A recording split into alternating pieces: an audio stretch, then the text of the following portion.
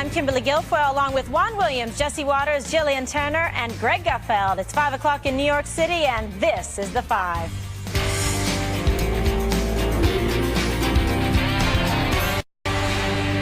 A new push on immigration. President Trump is reaching across the aisle to strike a deal with Democrats on so-called dreamers. In return, the president wants funding to pay for the border wall. Some top priorities in his 70-point plan include building the wall, hiring 10,000 additional ICE agents and 600 prosecutors, mandatory E-Verify system which confirms an immigrant's work eligibility, and a new points-based system for green cards. But don't expect a deal from the Democrats. Senate Minority Leader Chuck Schumer and House Minority Leader Nancy Pelosi already saying, no thanks. Quote, we told the president at our meeting that we were open to reasonable border security measures alongside the DREAM Act. But this list goes so far beyond what is reasonable. This proposal fails to represent any attempt at compromise. Meanwhile, the president's counselor has this message for critics on the left. They should actually be calling their friends Chuck and Nancy to say, you know, are you going to give up this deal because you don't want to, why don't you want a border wall constructed? Why don't you want more immigration judges and agents? And why isn't a reasonable policy to limit chain migration?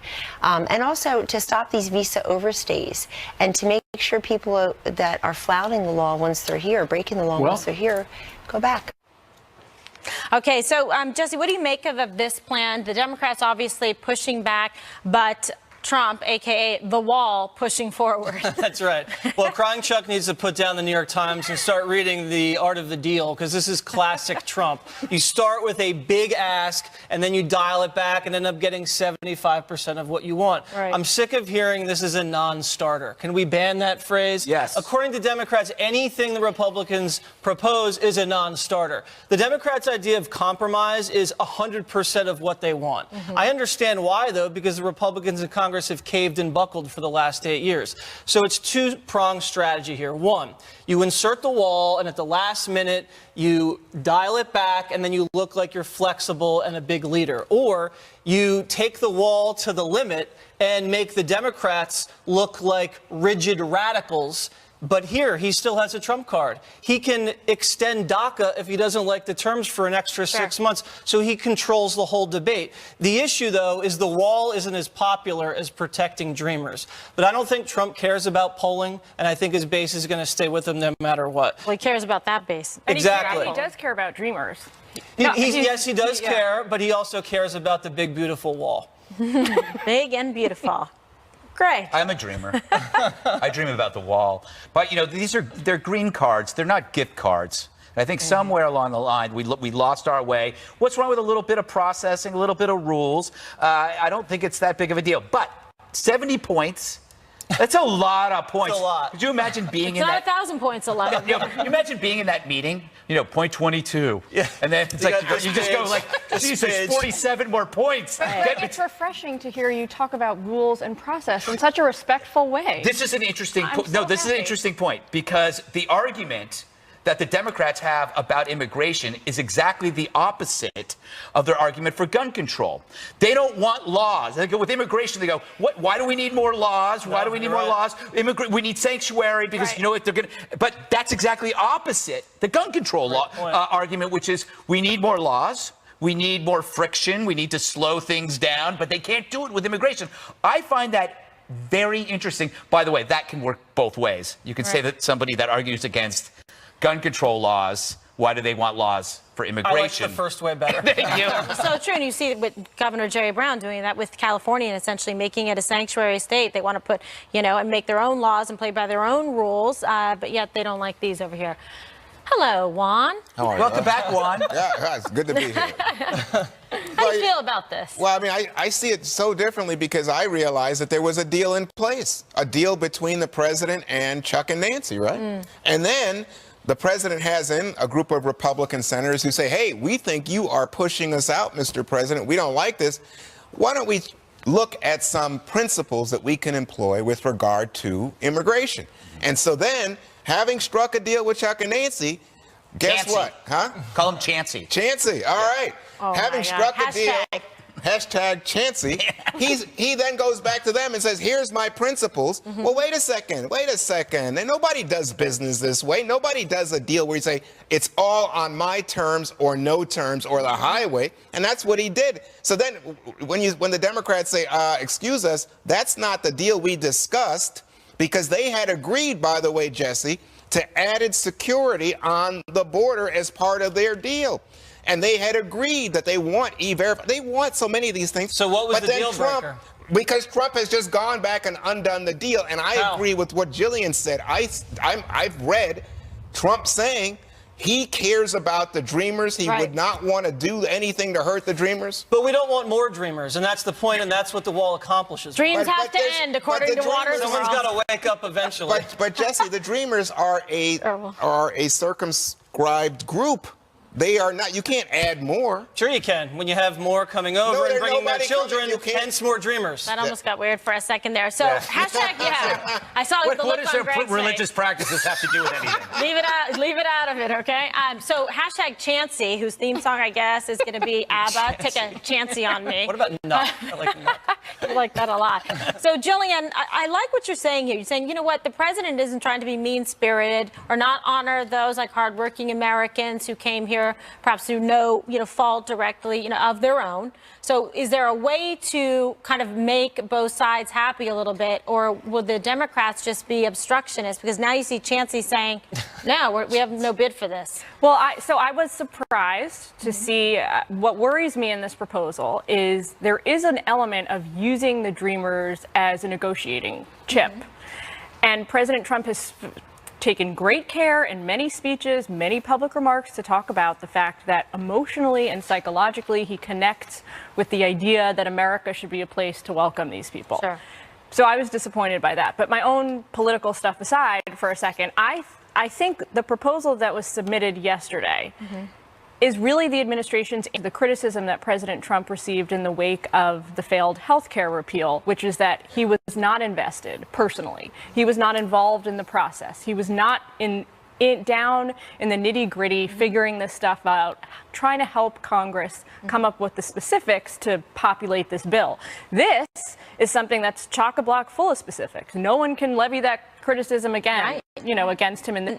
The thing here is, though, that when I just want to put the point out there, the president has been willing to reach across to the Democrats to try to find some common ground. He's doing that even right now with Chuck Schumer as it relates to health care and saying, hey, look, I'm willing to do a deal. Like, can you guys come and sit at the table? No, but he is. You can't say that he's not. He's reached out in that regard. Isn't he trying to undercut the health care deal? Well, this comes to Jesse's trying to make it better. And when are the Democrats going to reach across and say, okay, yeah, we're actually going to try and do something that's in the best interest of the country? And you don't sit down to a negotiation and put out your lowest number. You sit down and put out your highest number and then negotiate art of the deal. Down. Art of the deal. It's what Jesse said. A 70-point plan isn't what he's expecting to get. Right. If he gets 30 points out of that, that's a win. Yeah. And it also exposes the fact that Chancey did not read this because they didn't give specifics. He should have said, well, what do you don't like? Tell me what you don't like. They tend to do that. And they don't do their reading. Shove it through. But you brought up the point about how he's using DACA as a chip. That was brilliant on his part because it wasn't a chip. He'd already given into that, but he's still using it now. He says, you know what, you can have that. But you knew he was never going to send those kids back or the families back. So he fabricated a chip out of something that wasn't a chip. Also, within do you think he would go, if Congress doesn't get this done, do you think that he'll go back with an executive fix to the problem? Do you think he'd go that far? No, I don't think so. No, the base would freak out after that. And the politicians use chips all the time. They use the military as a bargaining chip during the debt ceiling. Right. Let's be honest. The Democrats don't want to secure the border. They like illegal immigration. They want to keep criminal illegal aliens here in this country. They don't want them deported. They're all for infrastructure, except the wall. Oh, gee. Except the wall. They want to build everything in America. The wall's going to be made in America, too, Juan. Don't you like that? Is that right? I hope so, because it was going to be paid for by the Mexicans. And it will be. Oh, I see. But let me just say. It will be. He hasn't given up on that. He hasn't. Jesse hasn't given up. In Water's world, Mexico pays for it. And what? Oh, I didn't know we were on Fantasy Island. Okay. But here's the thing. Surrounded by water, yes. You know, one of the arguments that came from the Dreamers, remember when they went and they got in Nancy Pelosi's face out in San Francisco, pushed her off? Remember that? Yes. What were they saying, Jesse? They were saying, don't use us as a football in your negotiations with Donald Trump, don't give in to added security for this and added funding for that. We believe we have a case to make. The American people want us to stay. Why are you guys making us a political football? And Nancy Pelosi, remember, she ran off the stage. You humiliated her. You enjoyed that moment. I very much did, Juan. Okay, Let's so play it. now, Do we have the tape? so now, guess tape. what? Here comes Donald Trump, and he's in trouble with the Republicans. So he says, oh, wait a second, I got some principles here. And he's changing the deal, Jesse. Wow. That's not the art of the deal. He's changing the deal That's the because art he has of the reneging on a deal. Sounds like a good deal to me. Oh, You know what? principle. Yeah, reneging on a deal. That's not you. No, listen, he always said he wanted massive border funding as part of this made deal. a deal to This give him was some not- border funding. It was a handshake deal, Ron. There was nothing in writing. If a Democrat did this to you, you would be through the roof, Jesse Waters. Wouldn't, because it wouldn't happen to me. Oh, I see. All right, Greg. When you Seize the compare, moment. When you compare exit question, okay? McLaughlin Group. Call back. If you compare illegal immigration to the Russian meddling, why is one foreign influence okay and the other one not? I don't think that's a fair. That is It's not supposed to be a fair. It's not supposed to be fair, but it's a great question. It is a non-starter. You know what? You know what? It is a non-starter. You know why it's not fair? Because it's a great question. Why is it illegal immigration can have an impact on your elections and on what you do, but Russian meddling can't? Great point. What are you talking Great about? point. One is a domestic issue for us as Americans. Illegal immigrants Yes. are not domestic. They're coming Are from you other ki- countries. oh, that they're in Central our America. country, But Greg? They're here. There were Russians in here, too. Oh, is that right? Yes. But okay, also, I can tell you. the idea of foreigners voting without registering, so voting illegally in this country. That myth was Picketing. largely No, I'm dispelled talking about after the picketing. 2016 I'm talking about demonstrations, Like political protesting. demonstrations. Keep up. Oh. Whoa. All right, Whoa. Gutfeld, you're on a timeout. Not a She word knows I'm from you kidding. during This is 'cause the she's in the entire. dynasty. You know what, Jillian? Commercial break. Jillian, he's a Russian. I think he's a Russian. I'm a spy. Well, no, I wouldn't put it past you. He has associations. Okay. Coming up, more national anthem protests this weekend for the NFL, and the vice president takes a stand. That's next. Stay with us.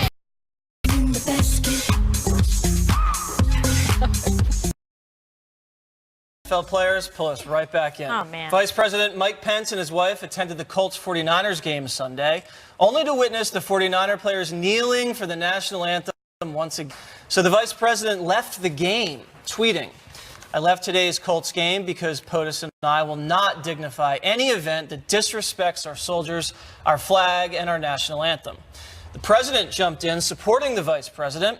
"I asked VP Pence to leave stadium if any players kneeled, disrespecting our country. I am proud of him and Second Lady Karen." But now critics are suggesting it was a stunt. Here's Eric Reed of the 49ers. So this is The last time he's been to a Colts game was 3 years ago. So this looks like a PR stunt to me. He knew our team has had the most players protests.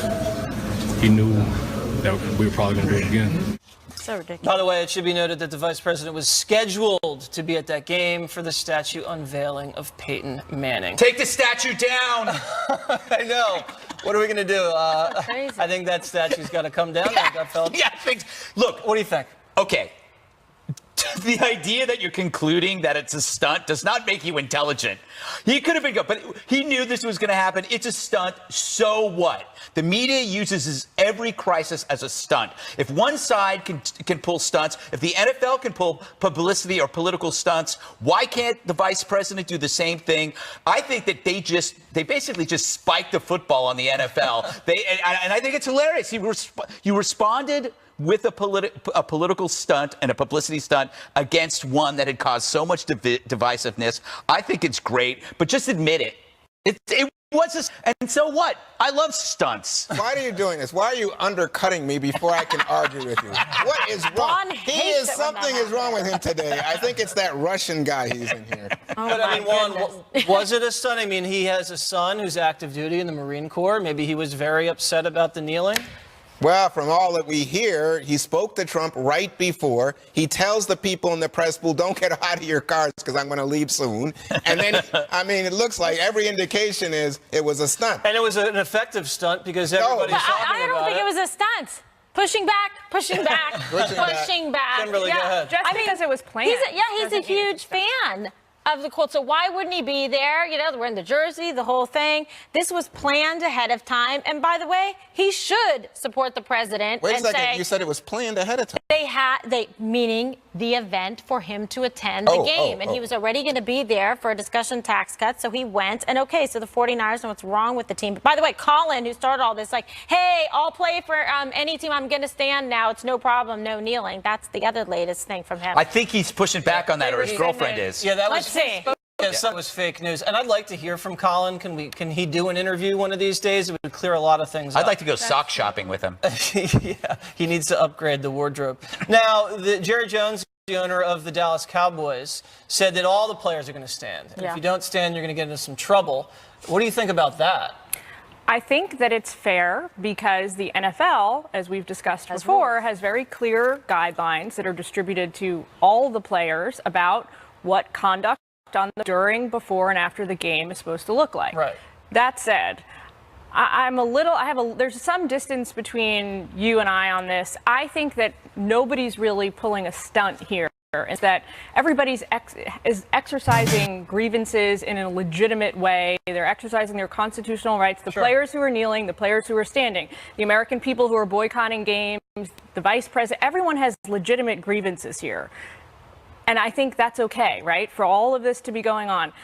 The people I think that I put in the center of this, and I put a lot of the blame on, is the NFL, because they have very clearly issued guidelines and they're reneging on them for they have not put forward because they're scared of their players, and I know that from a very well-placed source. Scared of their players? Yes, he said that there are a lot of owners who are afraid that the players are going to do this and they don't want to come down too hard on them. But let me ask you this. They're going to do what? They're going to kneel, and it's going to be bad for business and terrible PR. Well, guess what? They should remember the baseball strike. That didn't work out so well for baseball if they're going to get too cute with that. But I think so far this has been in their financial interest. All the national and international attention on this, on the NFL. The ratings don't really prove that. Juan, let me ask you, Jamil Hill, our friend over at ESPN, who got into trouble for saying that Trump was a white supremacist, weighed in again and wants to boycott Jerry Jones's advertisers from the Cowboys, was just suspended. Right. And fair, fact, unfair? Well, I think that when she starts to do things repeatedly, and according to ESPN, they had spoken with her and not suspended her after the first comment, but made it clear that she represents the company. So, you know, by the standard I would apply to myself as an employee of Fox, I am not free to go out there and say things that would be contrary to Fox's best interest. You can ask me things, I can say things in my personal life, but guess what? I do work for Fox, and I'm a proud employee of this company. So I think she understood that she broke a rule, and I think I'm interested in knowing how other people, especially other black people at ESPN, react, because the first time when there was some question about what she had done and whether or not she should pull off the air, everybody said, no, we're not sitting in for Jamil. In this case, I think Jamil intentionally intentionally broke a rule and knows that she intentionally broke a rule. You're a 49ers fan, right? Right. And you're a 49ers fan? Yes. Do you know that they're 2-19 since this whole kneeling thing began? And it's what? This is the team. The thing that kills me, Jesse, and I know it kills Kimberly. This was an amazing team, one of the greatest teams ever in the 80s and the 90s, and it's like you can't even remember that. But drives me nuts about this whole thing is that if you endorse patriotic symbolism, the media will mock you. You're so old-fashioned and irrelevant. But if you resist patriotic symbolism, they elevate you because you're edgy and you're cool. Right. That's the bottom. I think that's the core bottom line issue here, is that if you mock something that is considered traditionally American, it's great. But they're hanging you out to dry because the majority of the country disagrees with that position. And you're but I mean, you know what? How about put a couple wins up on the board? They're like shaming the 49er dynasty that played so well for so many years back in the day. Remember, man, Ronnie Lott, number 42. Joe Montana. Hey, Jesse, this is your segment, but can I ask you a question real quick? Rice. I don't understand. This has nothing to do with the flag or the anthem. Nobody's trying to say they don't like America. They're saying they have a grievance over police. Kaepernick said it. Yeah, no. He said the police issue with Black America is really what he was trying to raise awareness of. Well, that failed because no one's talking about that. No, the right. I think people on the left are, but people on the right have made this people on the left are talking about Donald Trump. Protest the police are standing there. If you had the guts, stand in front of a cop and kneel. That's right. See where that gets you. Charles Haley, nowhere. Directly Roger ahead. Craig. The story no one's talking about except Gutfeld. A major breakthrough. the fight against ISIS. Yes. Greg's monologue up next. So remember ISIS? What happened to them? Well, in Sunday's New York Times, Rod Nordland writes about 1,000 ISIS dirtbags surrendering to Kurdish authorities. Yes. This is huge, Kimberly. I love it. Remember when martyrdom was their only option? Now these so-called warriors meekly give up. Why now? It's not hard to figure out. The only way to beat ISIS was to disprove the thesis that an Islamic State was inevitable. And to do that was through humiliating, crushing defeats. The only reason why ISIS was around so long was that we wouldn't do that. And their grisly propaganda proceeded unabated, persuading entire cities to flee instead of fight. The longer we waited, you saw it, the worse it got. But coming at them, bombing the crap out of them, killing everyone they know, it seems to work. Who would have thought? Oh yeah, President Trump. It's something for which he gets no credit. He's literally ending ISIS. It won't be the end of jihadism, but for now, the dreams of a state are over. Their terrain is shrinking.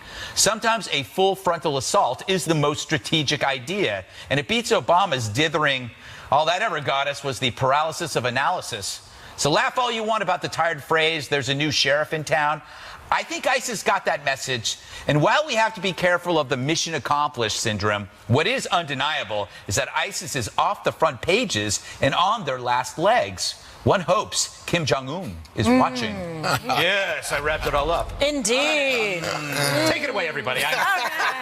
Jesse, what do you think? Big news. No one's caring because everything else is covering it up. I agree. I mean, ISIS, the strategy is taking hold. That Trump said in Saudi Arabia that he was going to have these Muslims drive them out, and they are. So it's the Kurdish military, the Arab militias, and the Iraqi forces. They've now toppled 3 strongholds, Mosul, Tel Afar, and Hawija. Raqqa is now the last stronghold. It's surrounded at this point. Yep. It could fall by the end of the year. We learned some valuable lessons here. 1, ISIS fighters, cowards. 2, loosening the rules of engagement, letting boots on the ground do their job, and then fighting them instead of containing them is actually an effective strategy. And the Iraqi military has come a long way since when Bush trained them. Remember those little videos where they were like hopping over things? That's gone. These guys are doing a great job. We also learned that everything President Obama said about ISIS was wrong. He said more boots on the ground was going to inflame the situation. He said more U.S. presence there was going to bog us down into a quagmire. And he also said there needed to be a political solution before there was a military solution. Turns out the military solution came first, and it's working. What I would like to see, though, is I would like to see more camera teams embedded in some of these battlefields, because then the American people can see the sacrifices that we're making. Volunteering. No, but here's the thing. Yeah. Here's my theory on why there are no cameras there, because we are killing everything and they don't want to show it, and they're doing it in a way that might be experimental. They might be using stuff that, like drones and stuff, that we don't know about. So that's why I think we're not seeing a damn thing. And by the way, I think you have no problem with that, because I think you want the end result and the outcome. I'm pro-drone. Yes, absolutely. You always are. And what I think is important, and Jesse, you touched on this, is the Kurdish Peshmerga. What an elite fighting force, and they have really done a tremendous job along with their allies. And like you said, it's pretty much only Raqqa, and they have them contained in little pockets in Raqqa. So I think they just need to wipe them out all the way, so they're not even JV team like Obama used to claim. But the interesting part is all of these members of ISIS, these fighters that are surrendering, okay, the ones that aren't, they're going into Afghanistan to try to fight the U.S. and Western forces there. So keep an eye on that. And that's hence the escalation and doing more, troops and stuff and forces in Afghanistan to help combat that. But where are all the ISIS guys that are surrendering going to go? Who is going to take care and control of them? And are they going to be released back out into Europe, where they can continue being radicalized or join with other groups or have cells and pockets to, in fact, commit other acts of terror? So I think that's a really important piece. Gitmo. Send them to Gitmo. Well, put another floor on it or 2. That's right. Juan, why hasn't President Trump been awarded the Nobel Prize for this? Because he clearly deserves this. Oh, is that right? Great point. Yeah. Took the words right out of one. Yeah, really? I mean, these are was it words or was it These are modern day Nazis. These are modern day Nazis. No, these are. Look, I can't tell you. I am all for the decimation of ISIS. Go for it. But remember, when you said, let's not say mission accomplished. Oh, I agree. Hey, I'm all for that because guess what? Everything. In fact, Kimberly was just pointing this out. What's going to happen inside of Syria? We don't know. Yeah. Nothing's out. Oh, Jesse says additional troops. No, really, we put a few more specific trainers and fighters on the ground to work with Iraqi forces and especially Kurdish forces. Guess what? The Turks don't want anything to do. And guess what? The Iraqis say the United States, by supporting the Kurdish forces, is dividing their country and contrary to their interests and interfering in their domestic affairs. I'm remembering. Only Juan can turn a positive story about winning in Iraq into all these bad things. Let me get Jillian. There's a further point here. Okay, well, I don't want to just come in and be a downer. So the good news first is that Greg is right. Yeah. Major military victories on the ground in Iraq and Syria against ISIS, undeniably. And they cannot have a state, any legitimate claims to statehood without land. Okay, now are you ready for the bad news? Okay.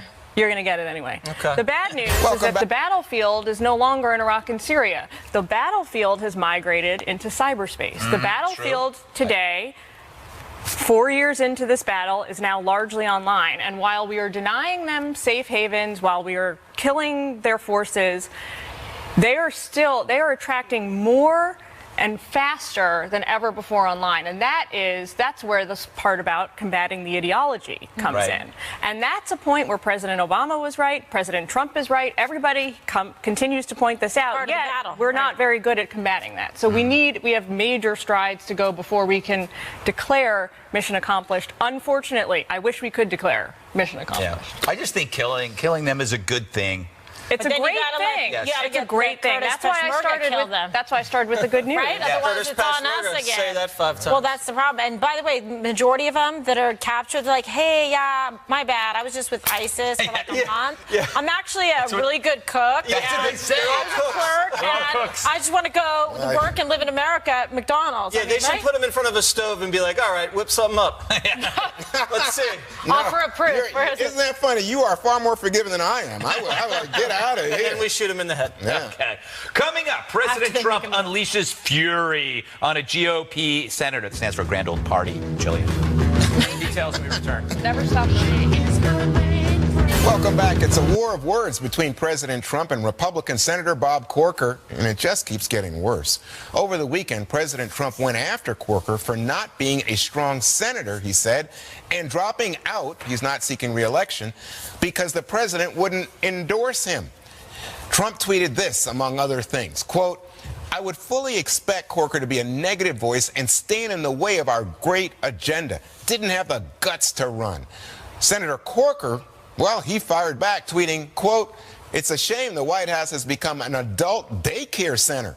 Someone obviously missed their shift this morning, end quote. Jillian, what do you make of this? That's what we say about you all the time around here. Like, oh, someone missed their shift this morning. Yeah. I don't think this is about who's right and who's wrong, because we'll never know, who really said what and who's done what. And it's also not about who wins, because I don't think anyone wins in this argument. I think everybody loses.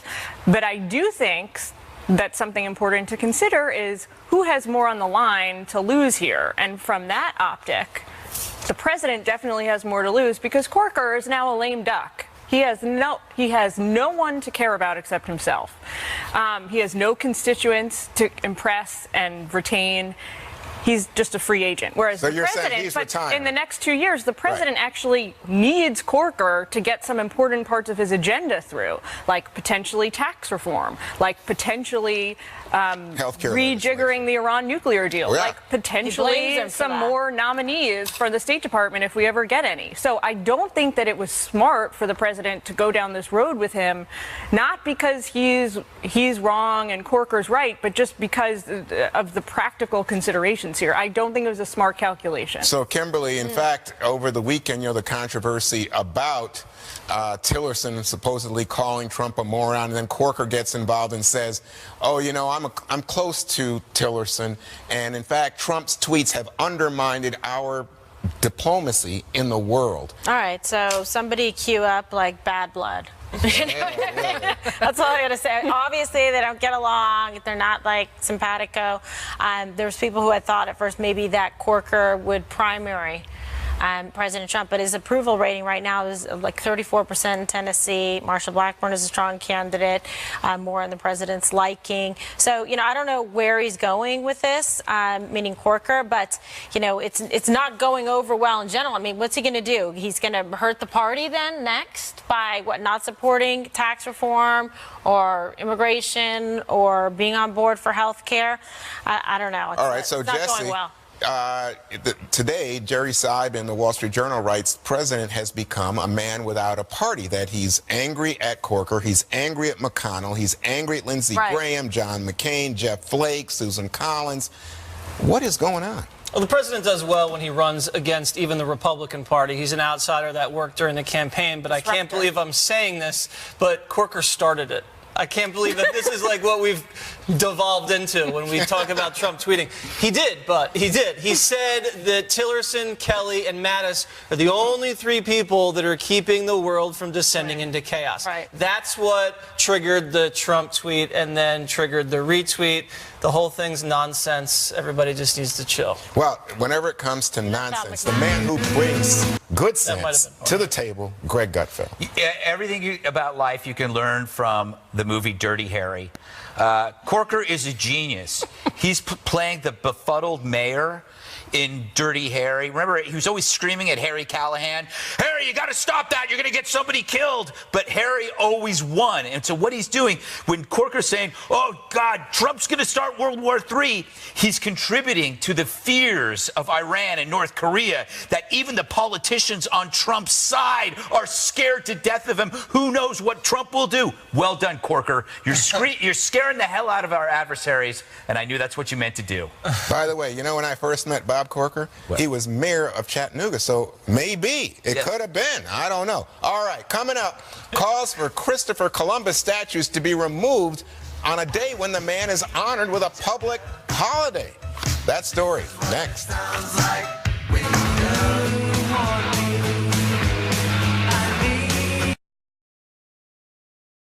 Columbus Day, that's today, and the Italian explorer who is honored today is under attack now. For months, Christopher Columbus statues have been vandalized across the country, and protests are now a common theme. The truth needs to come out. By his own admission, Columbus had committed many atrocities and was really the author of the transatlantic slave trade. He led and participated in the annihilation of over 3 million indigenous people. So 60-plus towns and cities across the United States are now rejiggering this holiday, and they're calling Columbus Day things like Indigenous Peoples Day. Greg, I know that as long as we get to keep the holiday, you don't really care what we call it, right? You can come up with a better name, but it's got to be great to live in a country where this is your primary outrage. The greatest country the world has ever seen. You are out there arguing over the name of a holiday. That is the luxury of a leisure society. Let's talk about Leif Erikson. 500 years before Columbus, the guy discovered Newfoundland and I guess Canada.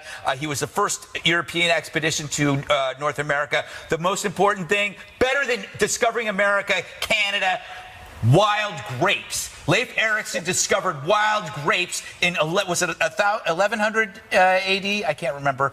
Look it up at home. If it wasn't for Leif Erikson, I would not be drinking every night and keeping 3 bars in business. Thank you, Leif. To Leif, everybody. Leif Erikson Day. Jesse, what do you can you get on board with Indigenous Peoples Day? Yes, I think we should just keep Columbus Day and then add Indigenous Peoples Day, extra holiday. But here's the deal. That's like Tuesday after. Sure, yeah. It's like we'd still have to work. Everybody just so you know. I know, we do, because we're here right now. Let's have some fun, though. I think Columbus is an illegal immigrant. He was the first illegal immigrant. Wasn't his country. He landed there. He wanted to stay. What's wrong? You guys love when that happens, Juan. Wait, Is so that right? Yeah. You should love Columbus. So America was the first sanctuary city. That's right. He committed crimes. They didn't deport him. Come on. So he was a dreamer put here by Spain and the kind of by That's no right. fault No, of but his you know what? own. In all seriousness, no, it's a very important holiday, especially for Italian Americans. They celebrate his heritage on this day. And he was Italian. He sailed for the Spanish crown, but I think everybody needs to acknowledge that day is very important, and it needs to be remembered and respected. I was just waiting for you to tell me why it was important. For Italian Americans in this country, sure. Then why don't we have Columbus an Italian is a hero. American Day, a Heritage Day? Well, that's kind of and then what you don't Columbus have Day to, is. then you don't have to offend the people. Well, that was who a are solution, offended by- Jesse. You came up with a solution. I did. Wow, that's a first. I know. You wanted Way to to express show us your outrage. range, Jesse. Exactly. Really Go, Jesse. dug Marty Go. Estate down. He's like, here's an idea. Kimberly, what do you think about this? Look, I think you can't blame Christopher Columbus for atrocities that then happened later on. What was he supposed to do? Go back to Spain and be like, yeah, actually didn't discover a new continent.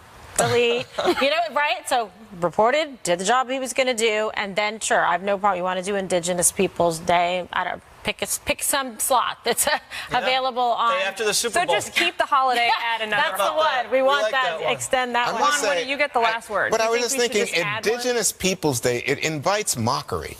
What a Why? name. I mean, what a crazy name. I mean, if you want to say, let's do something for American Indians, Native American, okay, and let's Native argue American about that. Indian They Day. always But say that they're indigenous indigenous to the region and came from it to begin with. But is, and that's where they so this is originated. bigger than the USA, Kimberly? This is about, you mean the world? I don't know when you made that phrase up. You guys, I did. Indigenous people. I didn't make it up. I just said I like, thought "No, it was. no, you guys I thought made it it was. up. But it's never enough. We gave you another holiday. Wait. Let's go to Louisiana. Now They it have the doesn't- most holidays. Okay, but what would you? Okay, what would you like to call it? Well, you said Italian Heritage Day. It was Jesse's solution. Huh? No, a separate Actually, day. that That was Each my idea. Oh, that was your But I'll idea. take credit for it. Let's call Jesse it will Greg take Day. credit for it. You should all stick with us because the best part of the whole show is coming up next. It's One More Thing. That's right.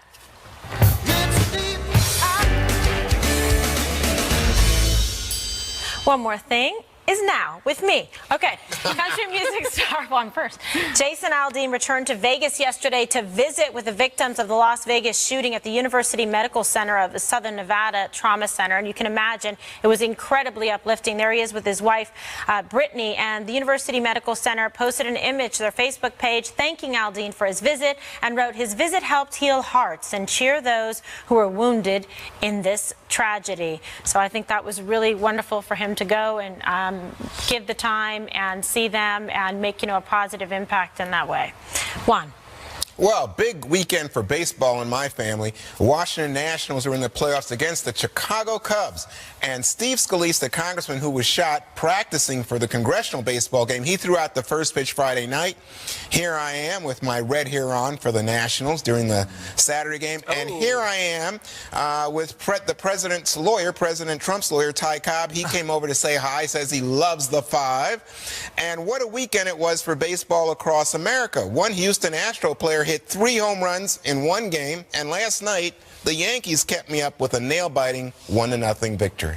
And a big game tonight, too. Yeah. All right, Jesse. All right, I was working out with a buddy of mine this morning. Pictures? Dustin Grasso. Can you tell? Anyway, he has a 2-year-old son and is diagnosed with type 1 diabetes. Aww. And there is this Saturday a walk, the JDRF1 walk out in Long Island. And one of the teams to support Dominic is Dominic's Dominators. So go to my website and on Facebook and check out how to support that and how to contribute. And great little kid. And hopefully everyone's out there walking on Saturday for Dominic. All right, God bless Dominic and his family. Very sweet. Okay, Greg? Time for this. Greg's plugs. See how it's pointing at my hair? Oh, my God. Isn't that funny? Stupid. That's supposed to be a secret. Look, somebody sent this to me, a guy named Kevin Lee Smith. It says it's What Happened. It's like her book. It's Hillary Rotten Clinton. Kind of clever. But if you open up every page on it, it just has a picture of her face on every single page. This is what he did. And I thought it was kind of cute because I can put notes in here. And he said that I inspired him to do this. So that means if you sell any books, I get half, or I'm going to come and sue you. I don't care if you're in England. I'll fly there. I'll get you. I'll take your money. I'll evict you from your house. I'll take your dog, your cat, Oh, no. all your chipped china.